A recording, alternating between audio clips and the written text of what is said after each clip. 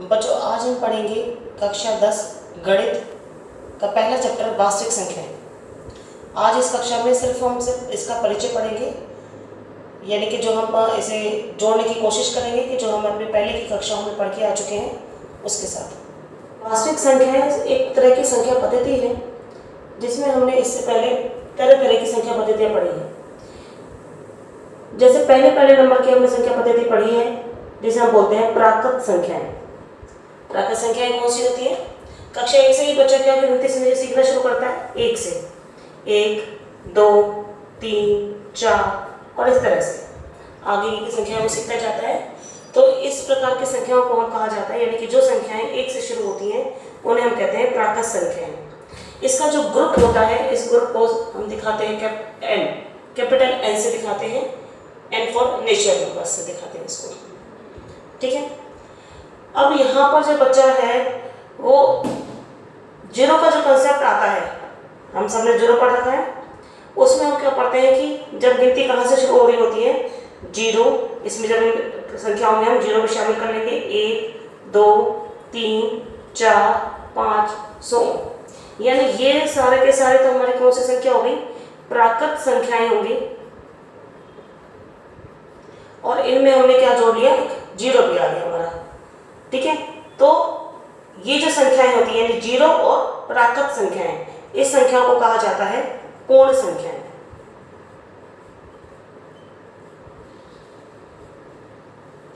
पूर्ण संख्याएं, इसे हम कैपिटल W से शो करते हैं। W का मतलब होल नंबर, पूरा, ठीक है। यानी कि दो, एक प्राकृत संख्या भी है, एक पूर्ण संख्या भी है, लेकिन जीरो एक पूर्ण संख्या तो है लेकिन प्राकृत संख्या नहीं, ठीक। इसके बाद के कक्षाओं में, जैसे कक्षा 6 में हम जब आ जाते हैं तो हम इससे आगे की संख्या पढ़ना शुरू करते हैं, बच्चों को ज्ञान कराते हैं नेगेटिव नंबर्स का। यानी तीसरे तरह की जो संख्या पद्धति हम पढ़ते हैं उन्हें हम कहते हैं पूर्णांक।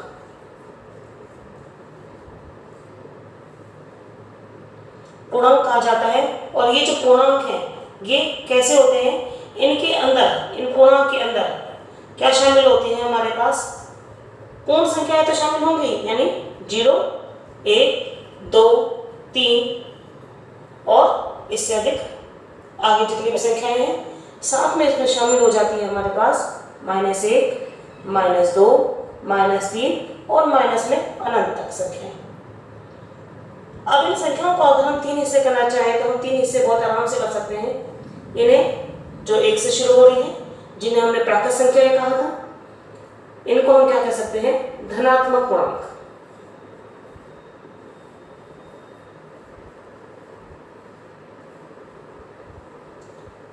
ये संख्याएं, इनमें ऋणात्मक चिन्ह लगा हुआ है तो इन्हें हम कहते हैं ऋणात्मक पूर्णांक। साथ में शामिल होता है जीरो। जीरो ना तो ऋणात्मक होता है ना धनात्मक होता है, ठीक है। तो ये जो संख्याएं हमारे पास 3 तरह की संख्या पद्धति हो गई, जो हम 6वीं में पढ़ते हैं, 7वीं में पढ़ते हैं। कक्षा में 8 में आते हैं तब हम यहाँ पर कंसेप्ट समझते हैं परिमेय संख्याओं का।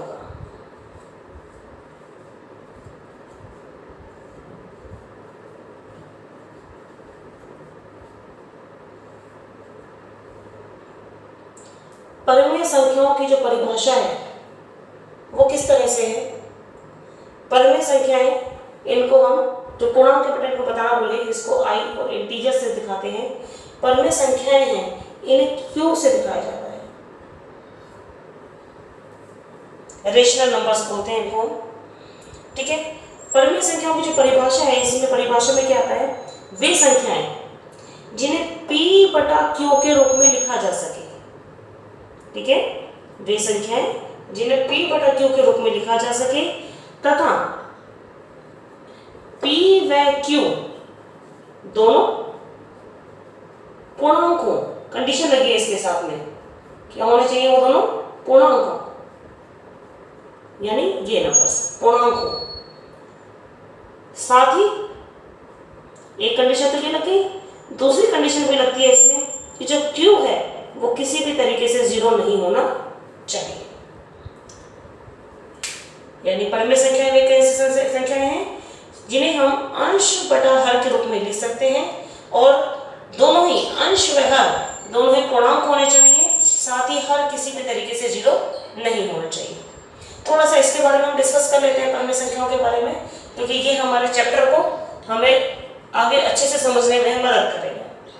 P बटा Q का मतलब, इसको जैसे मैं ऐसे समझिए जैसे 3/5। 3 भी एक पूर्णांक है, 5 भी एक पूर्णांक है। एक और उदाहरण ले सकते हैं, -5/7। माइनस का 5 भी पूर्णांक है, 7 भी पूर्णांक है। 3/8, 3 और 8 दोनों पूर्णांक है। -4, -3, -4, -3 दोनों पूर्णांक है, दोनों ऋणात्मक पूर्णांक है। तो ये सब भी परमेय संख्या कहलाएंगे। अब बात आती है जैसे 5 भी पूर्णांक है। आप कहेंगे इसमें बटे में तो कुछ है नहीं, है 5/1 होता है, ठीक है। इस तरीके से 0 के बटे में क्या है 1, ये भी एक परमेय संख्या है, लेकिन 1/0 ये परमेय संख्या नहीं है, क्योंकि 1/0 का जो मान है, जो इसका जो मान आएगा, इसका जो मान आएगा बच्चा 0 ही आएगा, लेकिन इसका जो मान आएगा वो अपरिभाषित कहा जाता है, या सिंपल शब्दों में इसे हम इन्फिनिटी भी लिख देते हैं, ठीक है। तो ये हमारे पास जो है 1/0 जो है वो हमारा क्या होगा, यानी अगर हर में किसी भी तरीके से 0 आता है तो वो परमेय संख्या नहीं है। इसके अलावा भी हमने पढ़ा था कि जैसे 3/5 है, इसको हम भाग करते हैं, यानी 5/3 अंदर। अब भाग करना शुरू करेंगे, 5 से 3 को भाग करेंगे तो 5 के पहाड़े में 3 नहीं आता, ना जाने के लिए 0 लगाएंगे। अब दशमलव लगा देते हैं। दशमलव के बाद हम कितने भी 0 हम अपने इच्छा अनुसार लगा सकते हैं। पहली 0 लगाते हैं, 5 का पहाड़ा 5 6 30, शेष में आ गया 0। दशमलव प्रसार हमारा खत्म हो गया। इस तरह का दशमलव प्रसार हमने कक्षा 9th में पढ़ा है। इस तरह का दशमलव प्रसार कहा जाता है शांत दशमलव प्रसार। कहते हैं इसे कौन सा दशमलव प्रसार कहते हैं बच्चे? शांत दशमलव प्रसार कहा जाता है इसको। अब एक दूसरा एग्जांपल हम ले लेते हैं, जैसे 1/7। 7 से भाग करते हैं 1 को, 7/1 अंदर, ना जाने के लिए 0, दशमलव दोनों जगह लगा लिया हमने। अब मर्जी की 0 लगा सकते हैं, एक 0 लगाई, 7 एकम 7, 10 में से 7 गए, कितने आए 3, फिर 0 लगा लिया तो 7 चौक 28, 2, फिर 0 लगा लिया, 7 दूनी 14, 7 दूनी 14, कितना बचा 6, फिर 0 लगा लेते हैं, 7 आ रहा है तो 7 8 56, कितना बचा 4। अगला 1 0 और लगा लेते हैं दशमलव का, 7 5 35, कितना बचा 5, फिर 1 0 लगा लेते हैं, 7 7 49, कितना बचा 1। देखिए हम इतना घूम कर आए और वापस हमारे पास शेषफल में क्या आ गया 1 से शुरू करा था हमने। अब जब भाग देना शुरू करेंगे तो हम देखेंगे कि ये नंबर सारे के सारे रिपीट हो जाएंगे, लेकिन ये भाग कभी खत्म नहीं होगी। इस तरह का जो दशमलव प्रसार था जिसके अंदर जो नंबर्स होते हैं, यानी शेषफल कभी भी 0 नहीं आता है और नंबर्स अपने आप को रिपीट करते हैं, इस तरह का दशमलव प्रसार हमने पढ़ा था, अशांत प्रकार का पढ़ा था, और जिसे हमने क्या कहा था, अशांत आवृत्ति प्रकार का।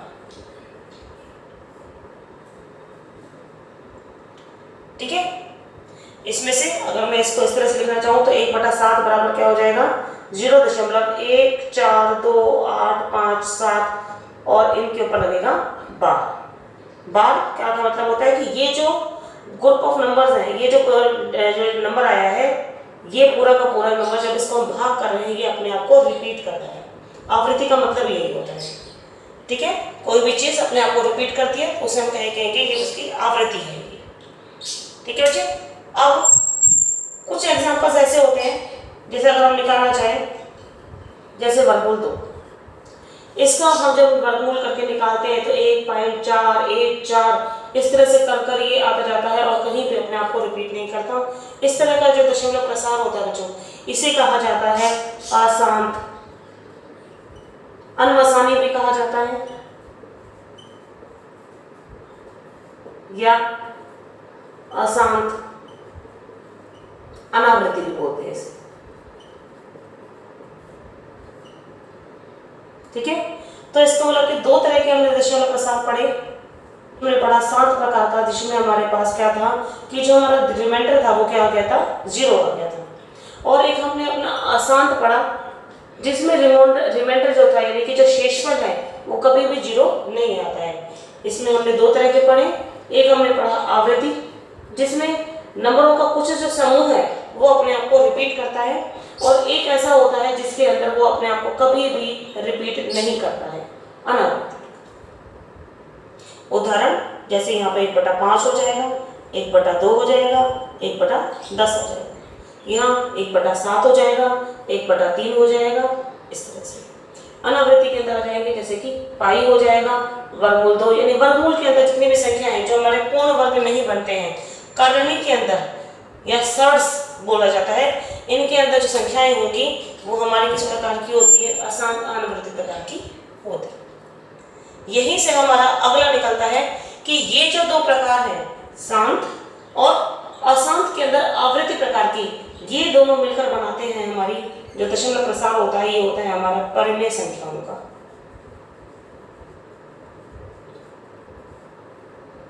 और ये वाला जो हमारा अनावृत्ति प्रकार का होता है, ये होता है हमारा अगला, हमारा जो कहेंगे कि संख्या पद्धति है उसके हिसाब से परिमेय संख्या। ठीक है, तो अब थोड़ा हम परिमेय संख्याओं के बारे में जान लें। अपरिमेय संख्याओं के बारे में जान लेते हैं। अपरिमेय संख्याएं क्या होंगी बच्चों, कि वे संख्याएं जो परिमेय नहीं है, और लग गया ना इसके साथ, वे संख्याएं जो परिमेय नहीं है वो अपरिमेय है। तो परिमेय की हमारी जो मूल जो परिभाषा थी वो क्या थी, वे संख्याएं जिन्हें p/q के रूप में लिखा जा सके। तो यहाँ हमारे लिए क्या होगी, वे संख्याएं जिन्हें p/q के रूप में नहीं लिखा जा सके। तो उसके बाद जो उसकी दो सेकेंडरी कंडीशंस थी, जब हमारे प्राइमरी कंडीशन नहीं मिल रही, तो जो दो सेकेंडरी कंडीशंस थी उनकी तो हम बात ही नहीं करेंगे यहाँ पर। ठीक है, तो अपरिमेय संख्याओं की परिभाषा क्या होती है, इनको हम कभी भी p/q के रूप में नहीं लिख सकते। जैसे पाई है, अभी मैंने आपको बताया कि जो पाई होता है वो अपरिमेय संख्या होता है, इसका मान हम ले लेते हैं बेटा 22/7, लेकिन एक्चुअल मान इसका 22/7 नहीं होता है। ठीक है, ये क्या होता है, ये परिधि, किसी वृत्त के परिधि और व्यास का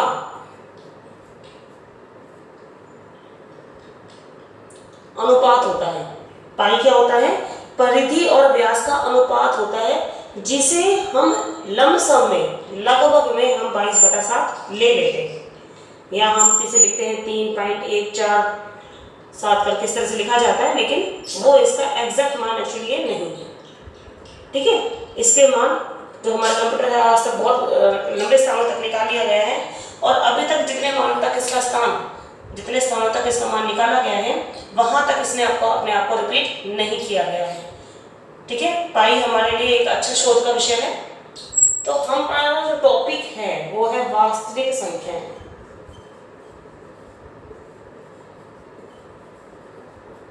यहां तक पहुंचना है हमें। तो असल में क्या है बच्चे, हमने पढ़ा प्राकृत संख्या। अगर मैं इसे बैग में बांध लेती हूँ,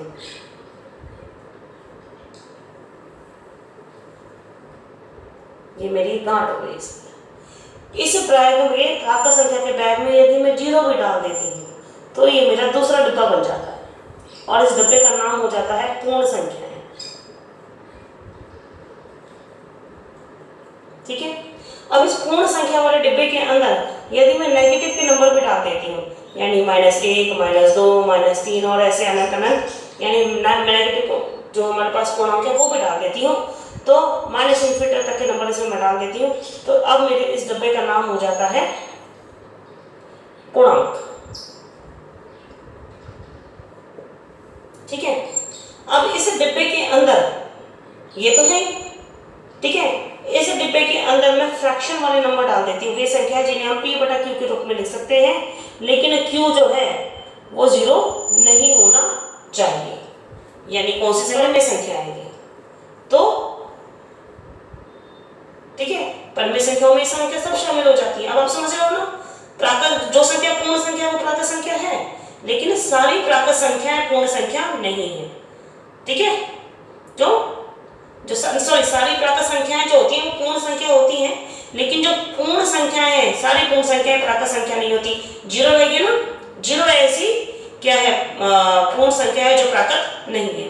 ऐसे ही पूर्णांक में सारे के सारे जो पूर्ण संख्याएं होती हैं वो पूर्णांक होती हैं, लेकिन सभी पूर्णांक पूर्ण संख्याएं नहीं होती, क्योंकि पूर्ण संख्याओं का जो बैग है वो छोटा है ना, उसमें ये समान ही रहे नेगेटिव नंबर्स।